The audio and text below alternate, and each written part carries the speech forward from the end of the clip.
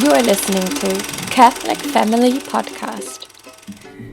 Greetings, fellow travelers through the liturgical year. This is Lisa Davis with another Feast Day Quick Take that is also a Heroes of the Faith story on the name day of Father Placid White, Order of St. Benedict.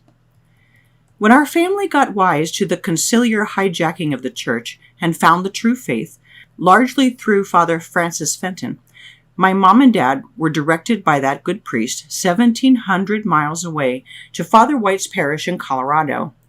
There were still 6 of us in school, and Our Lady of Victory Church was one of very few at that time that offered a K through 12.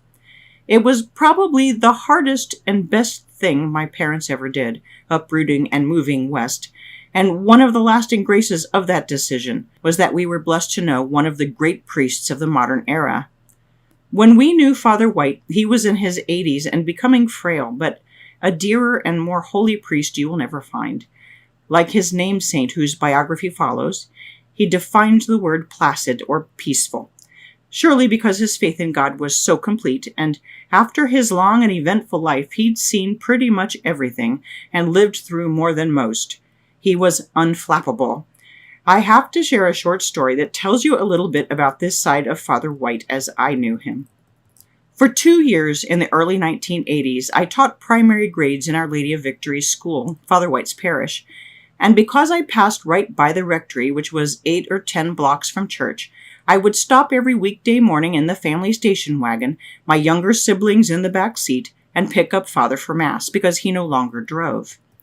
Now, 1982 was an epically snowy year. A blizzard hit the Denver metro area on Christmas Eve, and the snow didn't completely melt until well after Easter. But if you know about Colorado weather, it didn't stay icebox cold enough to keep the roads cleared and dry, but would melt just enough sometimes during the day to wet low-lying roadways that then froze overnight. You never knew when you were going to run into a patch of black ice. Now, before I go much further, I should describe Father White. He had a thick British, actually South African accent, and he was not much into casual conversation, except when he had a new joke to tell, and you had to listen carefully to discern the punchline. It was always worth it, just for his silent laugh and the way his shoulders shook. He was a slight man, mostly bald when we knew him, and he had pretty poor eyesight. In fact, we all wondered how he saw at all because his eyes always looked closed, as you can see in the photograph. Honest to goodness, and no disrespect intended at all because we loved him dearly, but we all thought Father looked like Mr. Magoo, a cartoon character of the time. It was a matter of speculation what color his eyes were because no one had ever seen them. Until one day. I had stopped to pick Father up, early but not bright. The sun had barely risen and the air was biting cold. I always walked up to the door to accompany him down to the car, and he always called me sweetheart, I'm pretty sure because he could never remember my name, and he bundled into the front seat, my siblings half asleep in the back seat. With just a little slipping and sliding that day, I pulled off the side street where the rectory was and onto the 2-way road toward church. Up the gentle hills and down, 1 block, 2 blocks, and down into a trough that, after driving for 40 years now, would prick up my mental yellow light. But I hadn't been driving very long at that time, and didn't take the precautions then that I would now. But we hit a big patch of black ice. The car slid counterclockwise in a circle into the oncoming lane in what seemed like slow motion. My heart was like to beat right out of my chest, my whirling mind trying fruitlessly to grab onto any solution for this scenario. The children in the backseat screaming and wait, what were they saying? A truck! There's a big delivery truck barreling down the hill heading right for us as we continue to slowly turn all the way around, a complete 360, arriving back in our lane just as the truck passes, blaring its horn. This is a true story, you guys. It was terrifying, to us at least, but apparently not to Father White. And this is the best part, why this story lives on in family lore. Father White's reaction. When I looked over at him mid-circumnavigation, his eyes were wide open. He was smiling, and no kidding, he was going, "Whee!" Near death was nothing to Father White.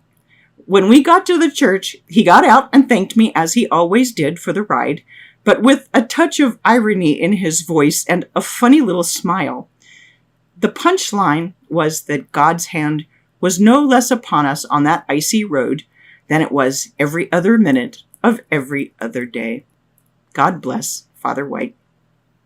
Here is the biography printed in the ORCM newsletter, The Athanasian, on the occasion of his death in 1989. Father Placid F. White, O.S.B. Because of his travels for a number of years on the traditional Latin Mass circuit, the above name is one familiar to many of the readers of the Athanasian. Father White, a Benedictine, died on September 21st of this year at the venerable age of 90. On September 26th, he was buried with a solemn high requiem mass at Our Lady of Victory Chapel in Aurora, Colorado, where he had formerly served as a pastor for some 8 years.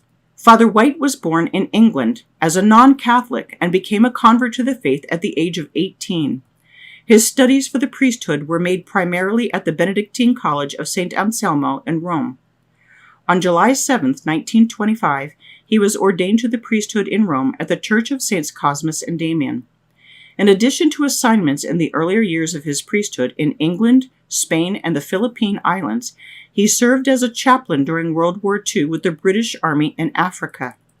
In 1951, Father White came to the United States, becoming a citizen of this country in 1956. After some 4 years' service as a hospital chaplain, he became pastor of a parish in Springfield, Colorado in 1955. 20 years later, at the age of 77, he assumed pastoral duties at the traditional chapel of Our Lady of Fatima in Stratton, Colorado. His final pastorate was at Our Lady of Victory Chapel in Aurora, Colorado, where he remained until his retirement in March 1984 at the age of 85. It was in the early 1970s that Father White determined that the church which he was still a member of was no longer the church to which he had converted in his youth, and which he had served for so long as a priest. Convinced of this, he broke with the Conciliar Church, becoming one of the few truly traditional Roman Catholic priests in America, which is to say that he firmly believed that the Conciliar Church was not Catholic and that John Paul II was not a valid pope. He was, in a word, one of those rare priests, a Sedevacantist, and he did not hesitate to identify himself as such whenever he had occasion to do so. Father Placid White was a true man of God, a priestly priest, devout, humble, of deep faith, thoroughly dedicated to the cause of Christ and his church. Although the Benedictine order to which he belonged has since gone the way of the Conciliar Church, he remained always a loyal spiritual son of the great Saint Benedict. How sorely does our beloved church need today more priests of the caliber of Father White. May the good Lord, whom he served so long and so well on earth, deign to receive him with those glorious words of welcome. Well done, good and faithful servant. Come, possess you the kingdom prepared for you from the foundation of the world. And now the biography of St. Placid and companions, with whom I feel sure Father White is enjoying eternity. St. Placid, along with 35 companions, is called the proto-martyr of the Benedictine order.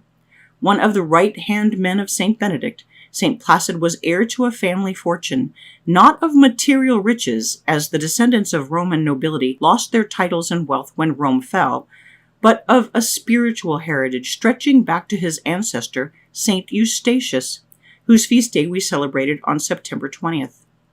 The oldest of 4 children, St. Placid exhibited all the signs of a calling in religion as a small boy, and without hesitation, though it was a cloistered abbey and his son not yet a teenager, his father Tertullus encouraged his eldest child to answer his vocation in the fledgling order of St. Benedict. As Abbot Guéranger says, quote, "In those days parents loved their children not for this passing world, but for eternity, not for themselves, but for our Lord." End quote. And the example of St. Eustatius and his family, and no doubt their prayers from heaven, motivated heroic courage in Tertullus and all of his children, as all 4 children ultimately won the martyr's crown. We see this so often in the lives of the saints, don't we? How holiness seems to run in families, not due to any kind of predestination, perish the thought, or some kind of random luck, but because fertile soil grows healthy plants. Prayers beget prayers, habits teach habits, and holiness is, like we said earlier this week, irresistible. Here's the entire story of St. Placid as recorded in the breviary. Placid, a Roman by birth and son of Tertullus, belonged to the noble family of the Anici. Offered to God while still a child, he was entrusted to St. Benedict, and made such progress in sanctity and in the monastic life as to become one of his principal disciples. He was present when the Holy Father Benedict obtained by prayer a fountain of water in the solitude of Subiaco. While still a boy, being sent one day to draw water, he fell into the lake, but was miraculously saved by the monk Maris, who at the command of the Holy Father Benedict ran dry-shod over the water. Later on, Placid accompanied St. Benedict to Monte Cassino. At the age of 21, he was sent into Sicily to defend against certain covetous persons the goods and lands which his father Tertullus had given to Monte Cassino. On the way, he performed so many great miracles that he arrived at Messina with a reputation for sanctity. He built a monastery on his paternal estate not far from the harbor, and gathered together 30 monks, being thus the first to introduce the monastic life onto the island. Nothing could be more placid or more humble than his behavior. He surpassed everyone in prudence, gravity, kindness, and unruffled tranquility of mind. He often spent whole nights in the contemplation of heavenly things, only sitting down for a short time when overpowered by the necessity of sleep. He was most zealous in observing silence, and when it was necessary to speak, the subjects of his conversation were the contempt of the world and the imitation of Christ. His fasts were most severe, and he abstained all the year round from flesh and every kind of milk meat. In Lent he took only bread and water on Tuesdays, Thursdays, and Sundays. The rest of the week he passed without any food. He never drank wine and always wore a hair shirt. So numerous and so remarkable were the miracles he worked that the sick came to him in crowds to be cured, not only from the neighborhood, but from Etruria, which is central Italy, and Africa. But Placid, in his great humility, worked all his miracles in the name of Saint Benedict, attributing them to his merits. His holy example and the wonders he wrought caused the Christian faith to spread rapidly. In the 5th year after his arrival in Sicily, the Saracens made a sudden incursion and seized upon Placid and his 30 monks while they were singing the night office. At the same time were taken Placid's brother Eutychius and Victorianus, and his sister the Virgin Flavia, who had come from Rome to visit him. Also Donatus, Faustus, and the deacon Firmatus. Donatus was beheaded on the spot. The rest were taken before Manuccia, the chief of the pirates, and as they firmly refused to adore his idols, they were beaten with rods and cast bound hand and foot into prison without food. Every day they were beaten afresh, but God supported them. After many days they were again led before the tyrant, and as they stood firm in the faith, they were again repeatedly beaten, then stripped of their clothes and hung head downward over thick smoke to suffocate. They were left for dead, but the next day were found alive and miraculously healed of their wounds. The tyrant then addressed himself to the Virgin Flavia apart, but finding he could gain nothing by threats or promises, he ordered her to be stripped and hung by the feet from a high beam, insulting her meanwhile. But the Virgin answered, "Man and woman have the same author and creator, God.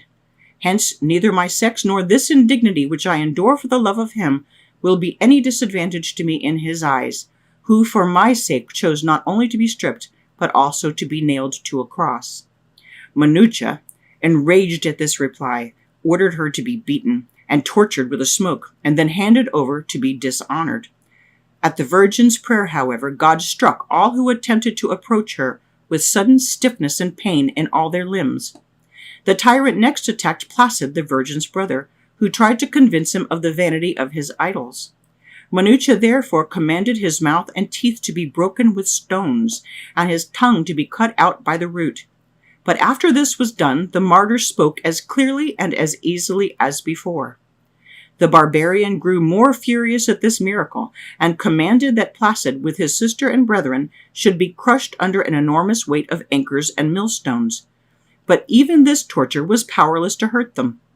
Finally, Placid, together with 36 of his religious family, his siblings, and several others, were beheaded on the shore near Messina, and gained the palm of martyrdom on the 9th of October in the year of salvation 539. Gordian, a monk of that monastery who had escaped by flight, found all their bodies entire after several days and buried them with many tears. Not long afterward, the barbarians, in punishment of their crime, were swallowed up by the avenging waves of the sea. Saint Placid and companions, pray for us. Blessed be God in his angels and in his saints.